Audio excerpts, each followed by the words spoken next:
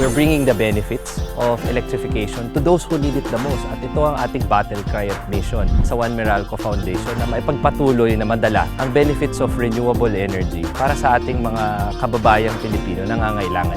The public needs to support and do its part in conservation of our ecosystem, not just marine but terrestrial as well. The Philippines is one of only 17 mega diverse countries in the world, and we are only one of 6 countries in the Coral Triangle. So if we don't do our part, then who will? Piliin mo rin ang Pilipinas, kapulo ang kwintas ng pelas.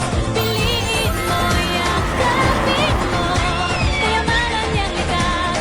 Piliin mo ang Pilipinas. With this program, we are hoping to be able to support and provide more capital, access to financing to more than 300 women micro-entrepreneurs, not just in Luzon but nationwide. A lot of business owners have a sense of purpose and a sense of responsibility, not only to the bottom line, but to the environment as well. So I think that's fundamental proposition. As simple as planting and growing trees can bring back biodiversity as well as reduce the impact of climate change. The culture of constantly seeking new and innovative ways to address social challenges is also key. The foundation has always been open to new ideas and approaches and is always looking for ways to improve its programs and services.